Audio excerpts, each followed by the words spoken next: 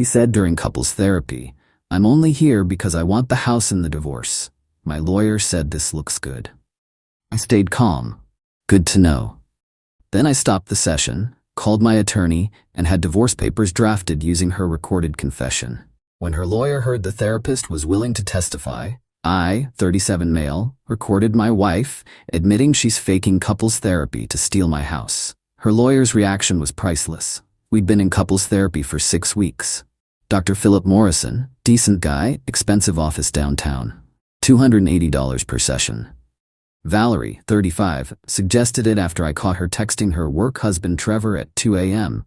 Nothing physical happened, allegedly, but the emotional affair was obvious. I agreed to therapy because 14 years of marriage deserved the effort. Session 7 started normal. Dr. Morrison asked about our communication patterns. Valerie gave her usual performance, tears, hand gestures, the works. Derek just doesn't hear me anymore. I'd been quieter than usual that day. Something felt off. The way she kept checking her phone between responses, how she'd smile slightly when Dr. Morrison wrote notes. Then it happened. Dr. Morrison stepped out to grab water, said he'd be back in 2 minutes. Valerie immediately pulled out her phone. "Yeah, we're almost done," she said to whoever answered. "No, he's buying it completely. Miss Hartley said 6 more sessions should be enough to show I tried everything." Pause. She laughed. "Oh, I'm definitely getting the house." Hartley said the judge loves when one spouse makes genuine effort while the other just sits there like a bump on a log. Derek's too stupid to realize what's happening. My blood went cold, but I kept my face neutral. Pulled out my phone slowly, opened the voice recorder app. Hit record.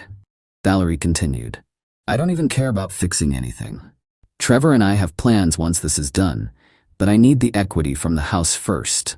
That's like $340. Plus alimony for at least 5 years since I went part-time for his career." She basically spat the last part.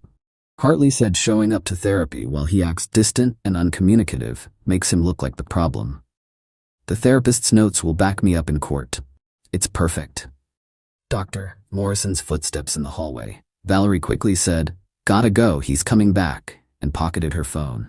Dr. Morrison walked in with his water, sat down. "Okay, where were we?" I stood up.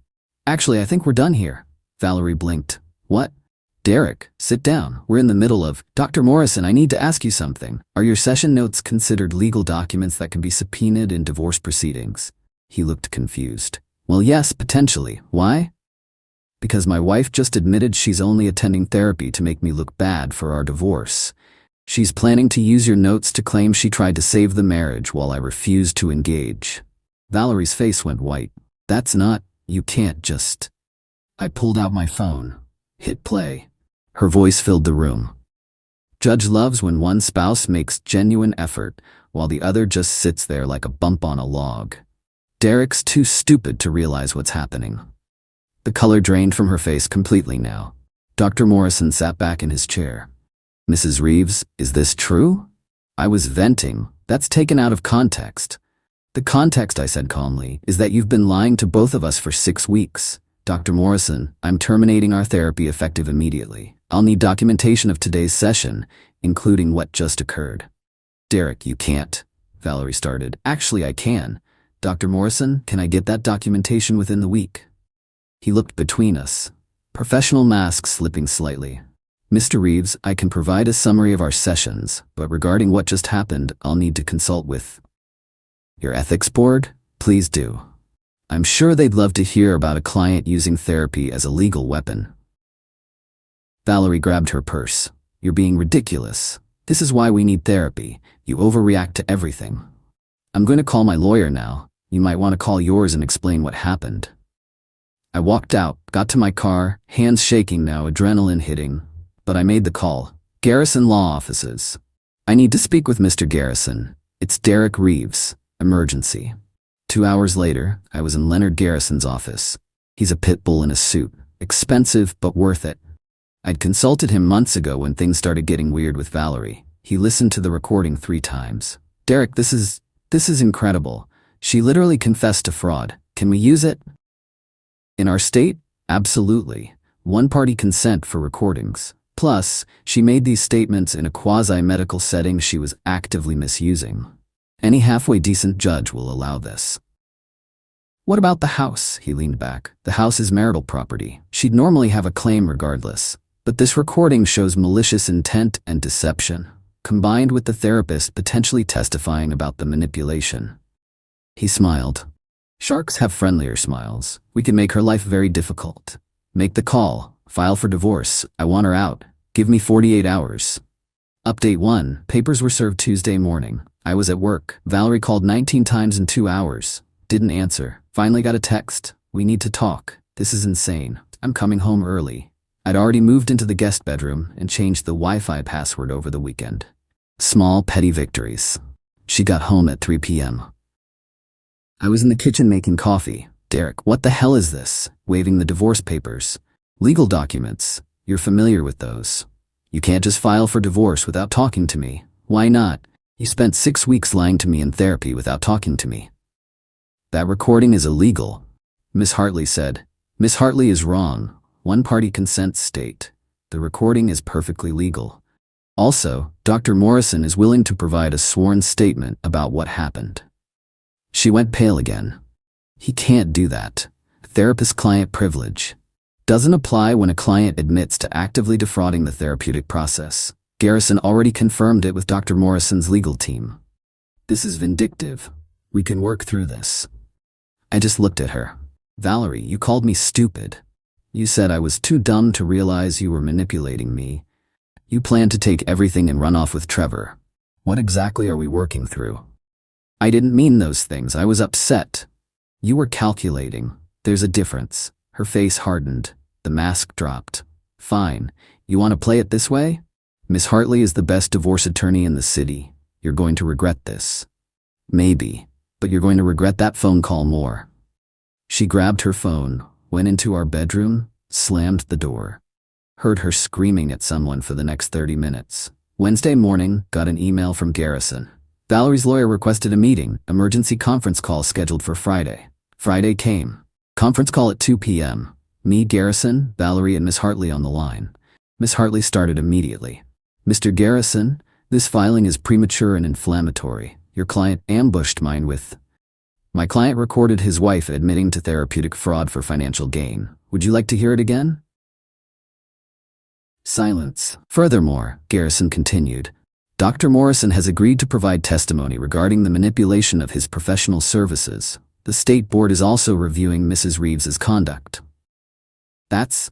Miss Hartley's voice was tight. That recording was obtained under duress. Duress? She was sitting in a therapist's office making phone calls about legal strategy. That's the opposite of duress. My client is willing to negotiate. No negotiation, I cut in. She gets half the savings, her car, her personal belongings. I keep the house. No alimony.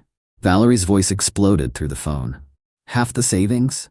That house has $340,000 in equity. I'm entitled to. You're entitled to nothing after committing fraud, Garrison said smoothly. But we're feeling generous. Take the offer, or we go to court with the recording and Dr. Morrison's testimony. Your choice. Long silence. Miss Hartley spoke quietly. We'll need time to discuss. You have until Monday. After that, the offer expires and we pursue full sanctions. The call ended. That night, Valerie tried a different approach. Knocked on the guest room door around 11 p.m. Derek, can we please talk? I opened it. She was in pajamas, makeup off, trying to look vulnerable. This is crazy. We can fix this. I'll drop the house claim. We'll do real therapy, please. No, Derek, I made a mistake, a big one. But 14 years. 14 years where you called me stupid behind my back. 14 years where you planned to rob me blind. No thanks. I never cheated. Trevor and I never. Don't care. The emotional betrayal is enough. Plus the legal scheming. Pack your stuff, Valerie. You're done here. Her face shifted again. Vulnerability gone, replaced by cold fury. You're going to regret this.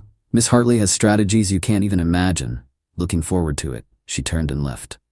Heard her making calls until 3 a.m. Update 2. Valerie didn't take the offer. Shocking. Absolutely no one. Instead, things escalated fast. Monday morning, got a call from my boss. Derek, we need to talk. HR received a complaint. My stomach dropped. What kind of complaint? Anonymous. Claims you've been making inappropriate comments about your spouse at work, creating a hostile environment for women in the office. That's complete garbage. I barely talk about my personal life here. I know, which is why HR dismissed it already, but I wanted to give you a heads up. Someone's trying to mess with you. Valerie? Had to be. Tuesday my credit card got declined at lunch. Called the bank. Someone had reported the card stolen and requested a replacement. They froze my account pending verification. Got it sorted in an hour, but the message was clear. She was going scorched earth. Wednesday brought the real prize. Got served with a restraining order petition. Valerie claimed I'd been verbally aggressive and she felt unsafe in the home. Garrison was pissed. This is retaliation, pure and simple. Can she actually get a restraining order? Not with that recording, but we need to respond formally. Court date is Friday. Emergency hearing Friday at 9 a.m., small courtroom. Judge Patricia Holloway presiding. She looked tired already. Ms. Hartley started. Your Honor, my client has been subjected to threatening behavior from her soon-to-be ex-husband. She's afraid to remain in the marital home. What threatening behavior? Judge Holloway asked. Verbal aggression, intimidation tactics, recording her without consent. The recording was legal, Garrison interrupted. One-party consent state, and we have the audio of Mrs. Reeves admitting to defrauding the court system. Judge Holloway's eyebrows went up. Play it. Garrison played the recording. The whole thing. Valerie's voice filled the courtroom. Derek's too stupid to realize what's happening. I'm definitely getting the house. Plus alimony for at least 5 years. Judge Holloway's expression didn't change, but her eyes got harder. Miss Hartley, your client admitted to manipulating therapy for litigation advantage? That was taken out of context, Your Honor. She was venting frustrations. She was planning legal strategy based on deceiving a medical professional, and now she wants a restraining order against the husband she was planning to defraud. Your Honor, my client feels unsafe. Petition denied. Mrs. Reeves, if you're afraid to be in the home, you're welcome to leave. Mr. Reeves, file for exclusive use of the property. We'll address it in the divorce proceedings. Valerie actually gasped. Miss Hartley looked like she'd been slapped. But Your Honor. Denied. Next case. Outside the courtroom, Valerie tried to corner me. Derek, please, this is getting out of hand. You filed a false restraining order. I was scared. You were tactical. Didn't work. Miss Hartley pulled her away, whispering furiously. That night, Garrison called. Good news. Dr. Morrison officially agreed to testify. His statement is damning. Says Valerie's behavior constitutes clear misuse of therapeutic services. What does that mean for the house? Judge Holloway already doesn't like her. We're filing for exclusive use tomorrow. Between the recording, the frivolous restraining order, and Dr. Morrison's testimony, I'd say 80% chance you keep the house. Only 80%. It's still marital property, but her conduct could disqualify her from equity. Judges hate fraud. What about alimony? After that recording? Not a chance. She might even owe you for legal fees. Too good to be true. But I'd take it. Valerie moved out Thursday. Well, her mom Beverly helped her pack while shooting me death glares. You're destroying her life, Beverly hissed while loading boxes. She destroyed our marriage. I'm just cleaning up. She made one mistake. She made 6 weeks of calculated mistakes. Big difference. Beverly turned to face me fully. You're a cold, heartless man. Valerie gave you the best years of her life. Valerie gave me 14 years of lies. Take her stuff and leave. They left around 6 p.m. House felt empty. Weird to be alone after so long. Found a note on the kitchen counter after they left. You'll regret this, I promise. Took a photo and sent it to Garrison. He replied, document everything. She's spiraling. Final update. Mediation was scheduled for 3 weeks later, required before we could go to full divorce trial. Mediator was a retired judge named Harold Kemper. Gray beard, grandfatherly vibe, seen it all attitude. All right, folks, let's see if we can resolve this without destroying each other financially. We sat on opposite sides of a conference table, me and Garrison on one side, Valerie and Miss Hartley on the other. Valerie looked rough, weight loss, dark circles under her eyes. Part of me felt bad, small part. Mr. Kemper reviewed the case file. Took him about 10 minutes. His expression barely changed. Mrs. Reeves, I've reviewed the recording.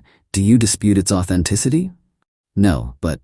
And Dr. Morrison's statement, do you dispute that? He's taking things out of context.